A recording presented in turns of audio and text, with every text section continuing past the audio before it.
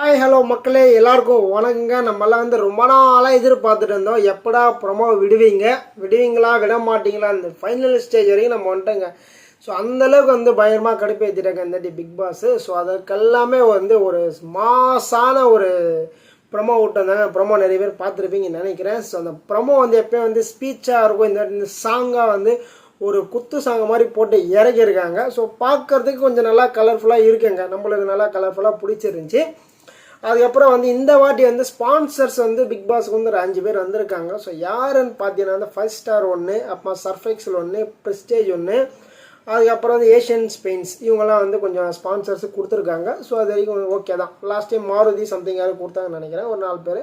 இந்த டிஃப்ரெண்ட்டாக இவங்க கொடுத்துருக்காங்க. இது ஓகே, நல்லா ஸ்பான்சர்ஸ் நிறைய பேர் இருந்தால் பிக் பாஸ் ஒன்று நல்லா கிராண்டாக பண்ணுவாங்க நம்ம எக்ஸ்பெக்ட் பண்ணுறோம். பட் அது எதுவுமே நடக்க மாட்டேங்குது. அவங்கக்கிட்ட சில கொஸ்டின்ஸ் மட்டும் கேட்குறேங்க, அது மட்டும் கரெக்டாக ஆன்சர் பண்ணுறேங்க மறக்காமல். என்னன்னா, இந்த ப்ரொமோ உங்களுக்கு எப்படி பிடிச்சிருந்துச்சி, நல்லா இருந்துச்சா இல்லையா அப்படின்றத ஒரு கமெண்ட் போட்டு விட்ருங்க.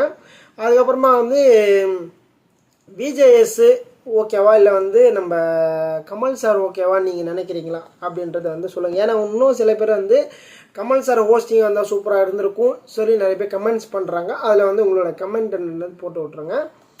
அதுக்கப்புறமா யாரை நீங்கள் எக்ஸ்பெக்ட் பண்ணுறீங்க கண்டஸ்டன்ஸு அப்படின்றது உங்களுக்கு உங்களோட இதில் இருக்கும்ல, அது போட்டுருங்க. நான் எங்கிட்ட லிஸ்ட்டு இருக்குது, பட் இன்னொரு வீடியோவில் சொல்கிறேன்.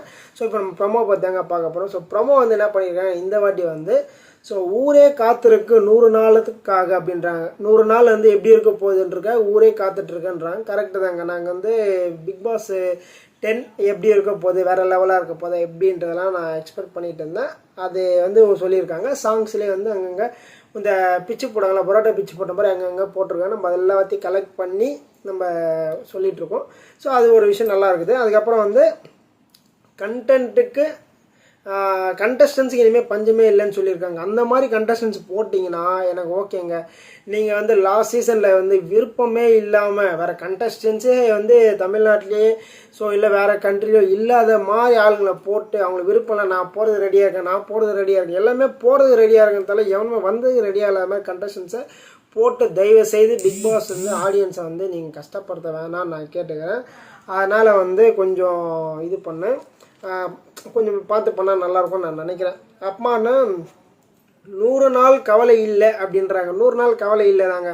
ஸோ கிட்டத்தட்ட 100 நாளுமே கவலை இல்லாத மாதிரி நீங்கள் பார்த்துங்கன்னா எங்களுக்கு கவலை கிடையாது. ஃபஸ்ட்டு சொன்னது தான், கண்டஸ்டன்ஸை ப்ராப்பராக போட்டிங்களா, கேமோட இன்ட்ரெஸ்ட்டு, கேம்னா பிக் பாஸ்னால் என்னன்றது. இன்னும் நிறைய பேர் நிறைய வீடியோஸ் பார்த்துருக்கேன். பிக் பாஸ்க்கெல்லாம் ரொம்ப ஹார்ட் ஒர்க் பண்ணிடுறேன். இந்த காமன் மேன் ஷோ இல்லை, அதுக்கெல்லாம் நிறைய ஹார்ட் ஒர்க் பண்ணி ரொம்ப கஷ்டப்பட்டு பிக் பாஸ்க்குள்ளே எப்படியாவது போகணும் நிறைய பேர் இன்னும் போராடிட்டு இருக்காங்க. அந்த மாதிரி மக்களை பிக் பாஸ் உள்ள போட்டிங்கன்னா அவங்கள அந்த உணர்வு இருக்கும், உள்ளே எப்படியா வரணும், நான் இவ்வளோ கஷ்டப்பட்டு எப்படியா உள்ளே வந்துட்டோம், நம்ம அதை பிளான் பண்ணிக்கலாம், யூஸ் பண்ணிக்கலாம் அப்படின்லாம் நிறைய பேர் இருக்காங்க. அந்த மாதிரி கண்டஸ்டன்ஸை போட்டிங்கன்னா நல்லா இருக்குங்க. இந்த வத்தல் தோத்தல் சும்மா போர் அடிக்கிறவங்களாம் வெளில போயிட்டுருக்காங்க, சும்மா பிடிங்க உள்ளே போட்டிங்கன்னா வேஸ்ட்டுங்க. நான் கம்பல்சரி 100 நாள் இல்லை, நெக்ஸ்ட் பிக் பாஸ் வரையும் கவலைப்பட்டு தான் இருப்போம். அதனால் கொஞ்சம் மாற்றங்களை எதிர்பார்க்குறோம்.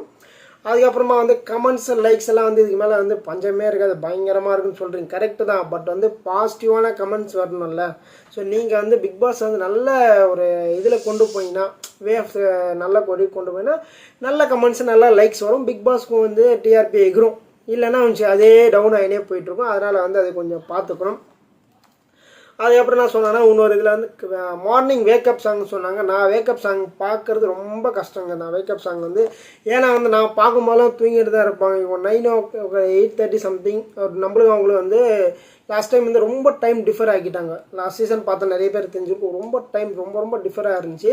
நம்ம ஒரு டைமில் பார்ப்போம், பார்த்தா 12 மணி தான் மார்னிங் வேக்கப் சாங்கே போடுறாங்க. அந்த மாதிரிலாம் நிறைய இருந்ததெல்லாம் நம்ம வேக்கப் சாங் அவ்வளோ பார்க்க மாட்டோம். ஸோ நிறைய பேர் வேக்கப் சாங் பார்ப்பாங்க. ஏன்னு கேட்டிங்கன்னா, வேக்கப் சாங்லேயே இந்த வாரம் யார் எவிக்ஷன் ஆவாங்கன்ற சில க்ளூஸ் எல்லாம் கொடுக்குற மாதிரி லாஸ்ட் சீசனில் நிறைய விஷயம் போயிட்டு இருந்துச்சு.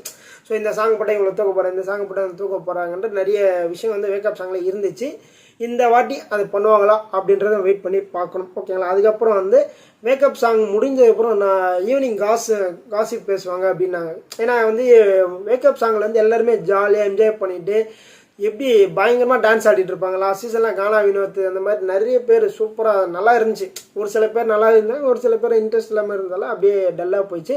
ஸோ பாரு, கானா வினோத் இந்த மாதிரி சில மெம்பர்ஸ் எல்லாம் மறக்கவே முடியாது. லாஸ்ட் சீசனில் கமுருதீன் இவங்கெல்லாம் வந்து இம்பார்ட்டண்ட்டான ரோல் எடுத்து நல்லா பண்ணியிருந்தாங்க.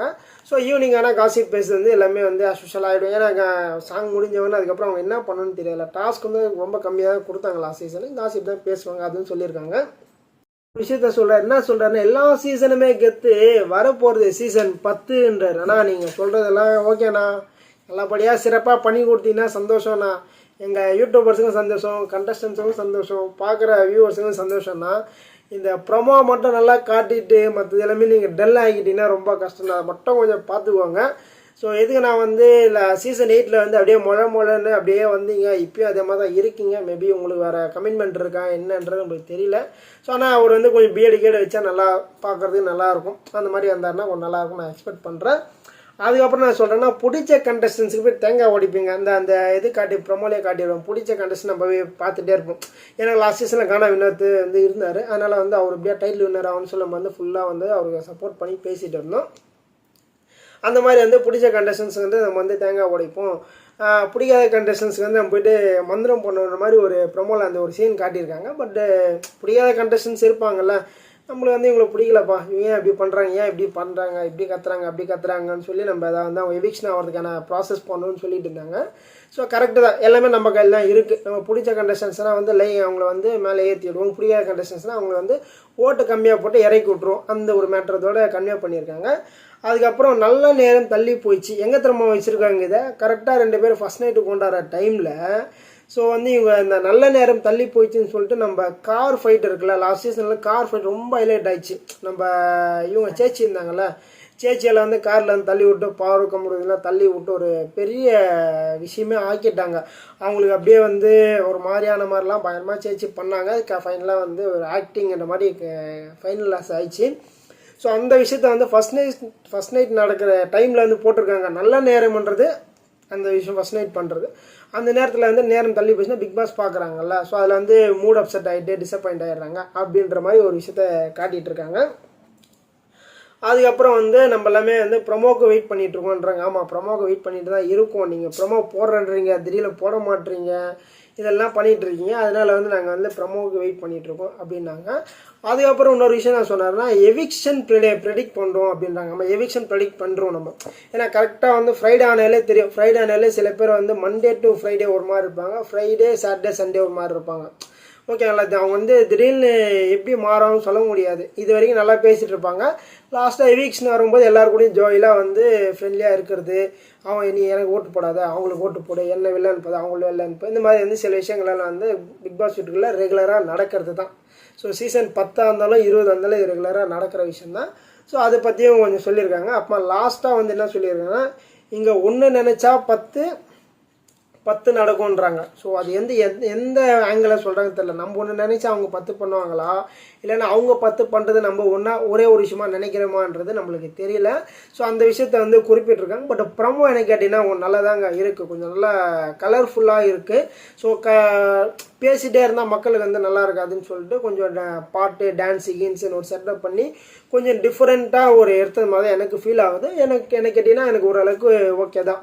ஸோ ப்ரமோ நல்லா தான் இருக்குது. ப்ரமோக்கு அப்புறம் வர்ற விஷயங்கள் வந்து கேமில் எப்படி பண்ண போகிறாங்க, என்ன மாதிரி டாஸ்க்லாம் வைக்க போகிறாங்க, இதெல்லாம் வந்து கொஞ்சம் நல்லா வச்சா நல்லாயிருக்கும் நான் நினைக்கிறேன். ஸோ மக்களை உங்களோட கருத்துக்களை இருந்தால் மறக்காமல் பதிவு பண்ணுங்கள். நம்ம அடுத்த விட சந்திக்கலாம். நன்றி, வணக்கம்.